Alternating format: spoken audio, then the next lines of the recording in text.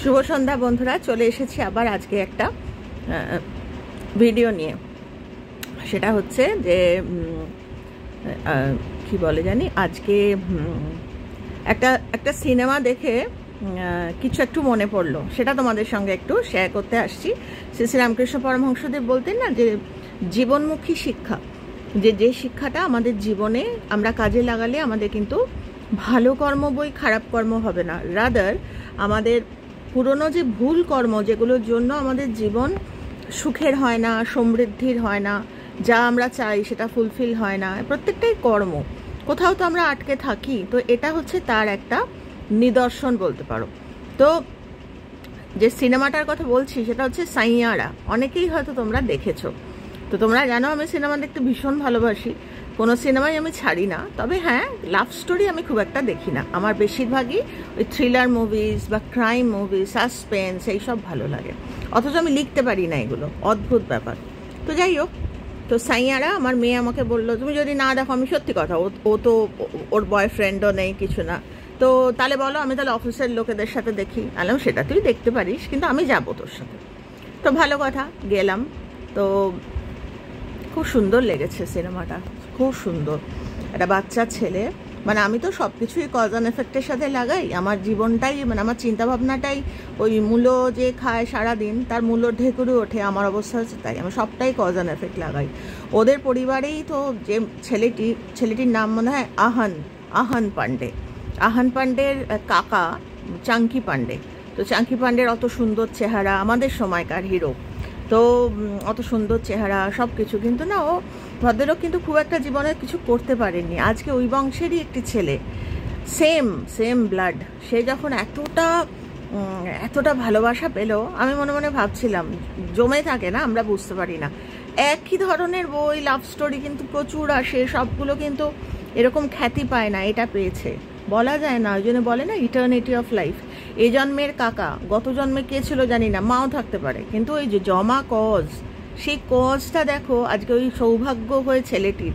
এরকম কত সিনেমা আসে, লোকে ভুলে যায়, কিন্তু এটাকে কিন্তু, তো আমরা কজকে কখন, আমাদের ওই দৃষ্টিটা নেই, তো আমরা তার জন্য চিনতে পারি না, কিন্তু প্রত্যেকটা কোনো কিছু বিনা কারণে হয় না।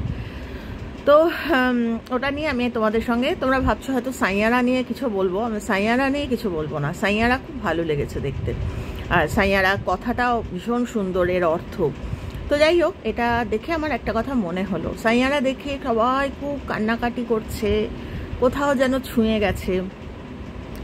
খুবই কয়েকটা সিন খুব কষ্টের, মানে যারা একটু ইমোশনাল তাদের কোথাও ছুঁয়ে গেছে। তো এটা ভেবে তোমাদের সঙ্গে একটা বুদ্ধের গল্প, তথাগত বুদ্ধের একটি কথা শেয়ার করছি। একবার তথাগত বুদ্ধ যখন ওই জিতবানা মনেস্ট্রি, মারাত্মক ফেমাস একটি মনেস্ট্রি, সেইখানে বুদ্ধা তো খুব ঘুরে বেড়াতেন, মানে জীবন টু জীবন ঘুরতেন। এই জীবন হয়ে গেল বোঝানো, আবার অন্য জীবনে আবার ফিরে আসতেন, পুরনো জীবনে, মানে পুরনো মানুষদের কাছে, মানে এরকম প্রচুর কাহিনী আছে, সেগুলো প্রত্যেকটারই কারণে।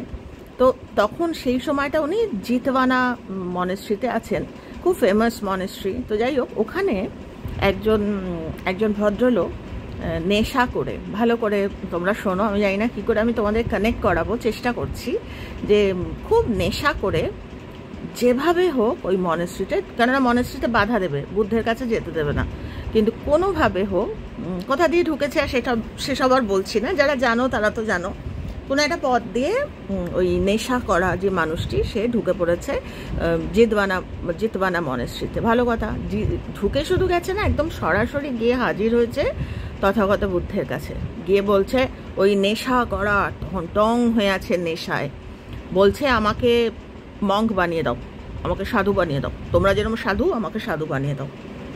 তো তথাগত বুদ্ধ আদেশ করলেন, নির্দেশ দিলেন যে তোমরা একে যখন একটু নেশাটা উতরে যাবে, জল টল খাওয়াও, খেতে টেতে দাও, নেশা যখন উতরে যাবে, দিনের বেলা, কালকে, আজকে দিনটা থাক, কালকে তোমরা একে মঙ্ক বানাও, মাথা টাথা ইয়ে করে, যেরকমভাবে ওই যেরকম ইয়েরা মানে বুদ্ধিস্ট যারা, তারা যে ড্রেস পরে ওরকম পরিয়ে দাও, মাথা টাথা মুড়িয়ে দাও।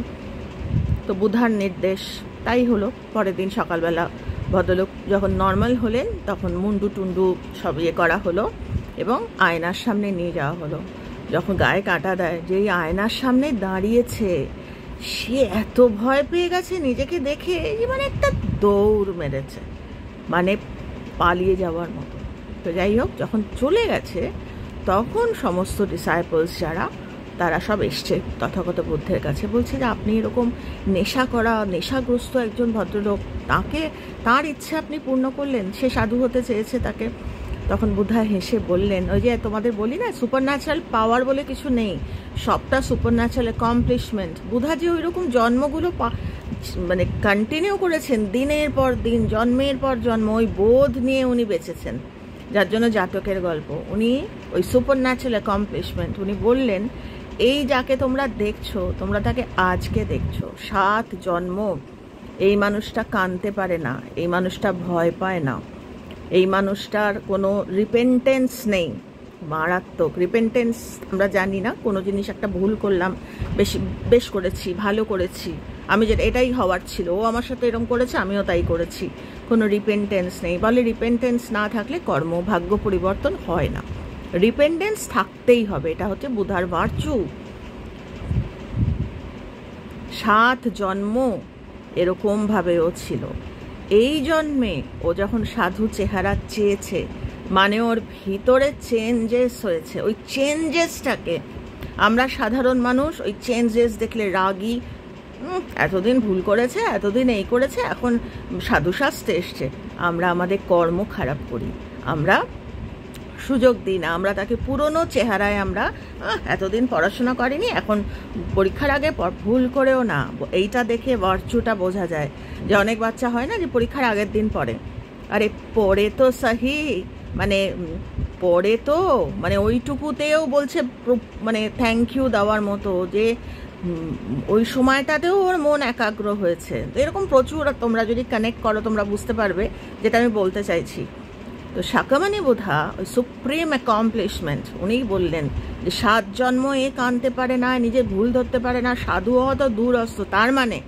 তার মানে ওনাকে এই জিনিসটা টেনেছে, এই সাধু বস্ত্র বা সাধু। এবারে নেক্সট মানে একবার যখন কারুর টার্নিং হয় ভালোর দিকে, তখন সে গড় নেক্সট জন্ম, মানে এটা তোমরা বুঝতেই পারছো যেটা বলতে চাইছি। এবার ফরওয়ার্ড মানে ভালোর ওই দিকে যাওয়ার একটা, তো সেইটাকে কিন্তু তথাগত বুদ্ধ ওই দিলেন।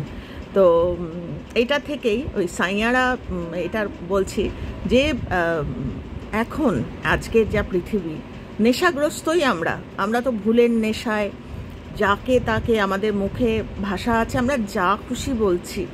তো আসলে কিন্তু আমরা আমাদের কর্মটাকে এত স্টোন লাইক তো কঠিন কর্ম বানিয়ে ফেলছি না, আমরা বুঝতেই পারি না। কেন কি আমাদের ওই জ্ঞান বা ওই প্রজ্ঞা যাকে বলে আমাদের নেই। আমাদের পড়াশোনাও, আমরা পড়াশোনা মানে সায়েন্স পড়ে সায়েন্টিস্ট হওয়া নয়, জীবনের জ্ঞান পড়ে জীবিত হওয়া। আমরা তো বেশিরভাগই এত আমরা ভুল কথা বলি, আমরা তো ওই মানে কি বলবো, মরে বেঁচে থাকার মতো। তো এই যে সাইয়ারা দেখি সবাই যারা কান্নাকাটি করছে, অনেকেই বলছে যে কান্নাকাটি করছে, এরকম কান্নার কি আছে বা এরকম। আরে কাঁদছে তো সাহি, তার মানে কি ল্যান্ড পাল্টাচ্ছে, কিছু দেখে তো নাড়া পড়েছে। সবাই তো আর এখন মানুষ বলতে পারে হ্যাঁ রঞ্জনা তুমি কি বলছো, আমি কিছু বলছি না, আমি তথাগত বুদ্ধের লেসন বা তথাগত বুদ্ধের টিচিংটাকে কানেক্ট করানোর চেষ্টা করছি। আমি নিজে করেছি এবং আমার মনে হয় প্রশ্ন আসেনি ওরা কেন কাঁদছে। কাঁদছে তো ভালো, কান্না মানে হচ্ছে ভিতরকার সমস্ত কিছু, রিপেন্টেন্স বলো, কত কারণে কে কাঁদে আমরা জানি না। সব সময় যে প্রেমিকার কথা ভেবেই কাঁদে তা না, এমনও হতে পারে ঠাকুর বলতেন না মোচড় দেওয়া, হয়তো মায়ের কথা ভেবেছে, হয়তো বলা যায় না। আমার কথা তোমাদের বলছি, তোমরা বলিনি কখনো, আজকে কথা উঠলো মানুষকে বোঝানোর জন্য বলছি। আমি জানো তো বহু বছর হয়ে গেছে আমি গান মানে পাগল, যারা আমায় চেনে না তারা জানে। আমি ওয়াশরুমেও যেতাম, আমার হাতে একটা রেডিও থাকতো, তখনকার দিনে তো আর কিছু ছিল না। এতটা মানে স্নান করতাম ওই মানে গান একটা বাজতো, এইরকম গান ভালোবাসতাম পাগলের মতো। স্পেশালি আমি গজল ভালোবাসতাম, আমাকে নিয়ে লোকে মজা করতো, কি আগের জন্মে কি ছিলি সারা। তখনকার দিনে তো এত কিছু না, ওই একটু রেডিওতে হতো। তারপরে বাবা আমাকে টেপ রেকর্ডার কিনে দিয়েছিল, তো তো গজল শুনতাম। অথচ দেখো আজকে আমি শুনি না, তোমরা অবাক হয়ে যাবে, আমার মেয়ে আমারটা পেয়েছে, মানে গান মানে ও হচ্ছে পাগল।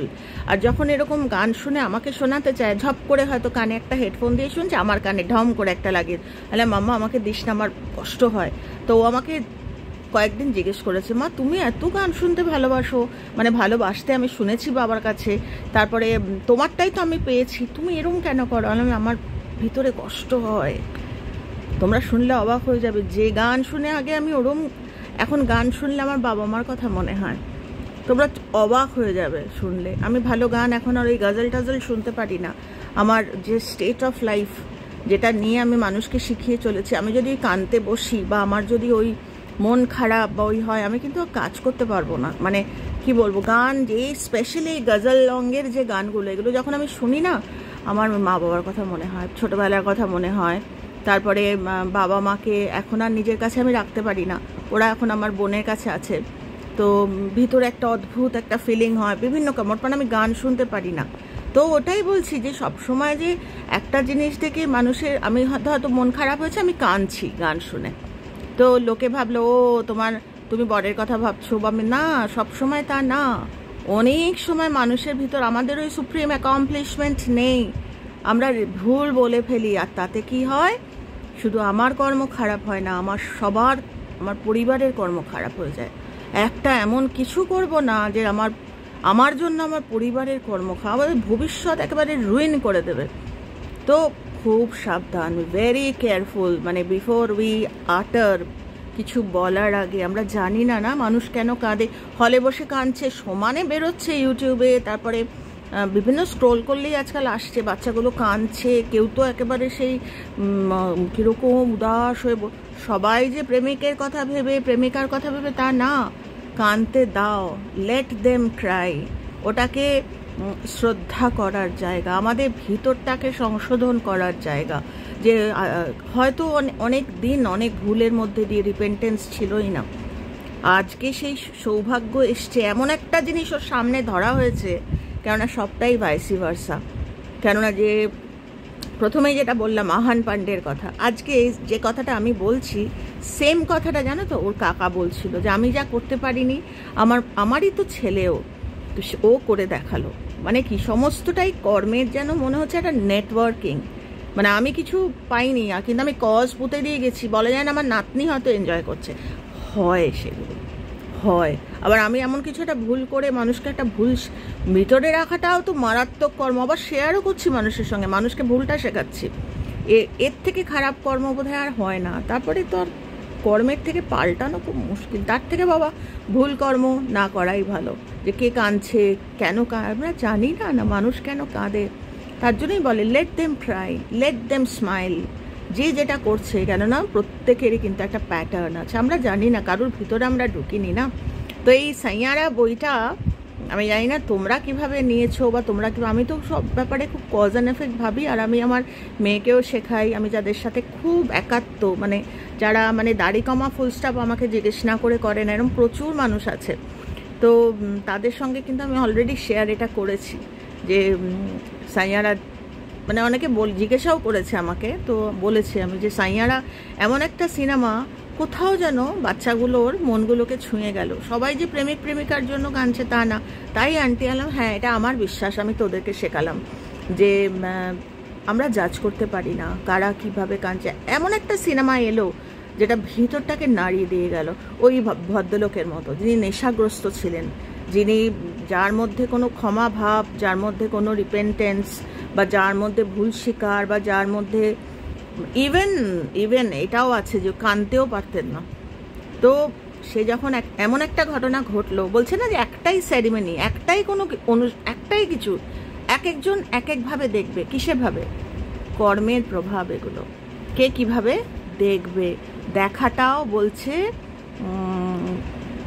কি জানি বলে ওটাকে, রুট কজের সাথে, মানে আমরা যে দেখছি, আমরা যে বুঝতে পারছি যে অ্যাকমপ্লিশমেন্ট, যে না সত্যি ওদের কার কি কষ্ট আছে আমি জানি না, কোথাও নাড়া পড়েছে। এই সিনেমাটা হচ্ছে ওই একটা, তো এই সিনেমাটার উন্নতি তো হবেই, যে উন্নতি ওই আমরা ছাওয়া, মানে ছাওয়া হচ্ছে শিবাজি মহারাজের বাচ্চা সন্তান, ছেলে ছাওয়া, যারা হিস্ট্রি পড়েছো বা যাদের ভালো লেগেছে, ছাওয়াতে যেরকম টার্ন ওভার এই বইটার কিন্তু মাত্র 3-4 দিনে হবে। তো এটা তো আমি জানি না তোমাদের বুঝিয়ে বলতে পারছি কিনা, তোমরা আমার সঙ্গে সহমত হবে কিনা সেটাও আমি জানি না। আমি আমার বই তোমাদের সাথে শেয়ার করলাম, কেননা এই বইটার পারপাসটাই অন্য জায়গায় খেলে গেছে। তো এটা কিন্তু একটা অদ্ভুত বই, যেটা মানুষকে অনেক কিছু, অনেক ভিতর অবধি নাড়া দিয়ে গেছে। তো যাই হোক, খুব ভালো চলুক সিনেমাটা। তোমরা জানো আমি সিনেমা খুব ভালোবাসি, আর ঠাকুর বলতেন শ্রী রামকৃষ্ণ পরমহংসদেব, এই নাটক সিনেমা এগুলো লোকশিক্ষে হয়। আজকে কিন্তু হাড়ে হাড়ে আমরা বুঝতে পারছি সেটা, যে সিনেমার মাধ্যমে মানুষ কত বড় বড় খুন খারাপই হয়ে গেছে সিনেমা দেখে। আবার সাইয়ারার মতো সিনেমা দেখে কত মানুষের মনে নাড়া পড়েছে। তো এটা আমার মত, আমি জানি না বাকি কারা কীরকম বলবে। তো ভাবলাম তোমাদের সাথে এটা একটু শেয়ার করি। খুব ভালো থেকো তোমরা সবাই। আবার সব ঠিকঠাক থাকলে, ঈশ্বর চাইলে কাল আবার আসবো অন্য কোনো বিষয় নিয়ে। টাটা।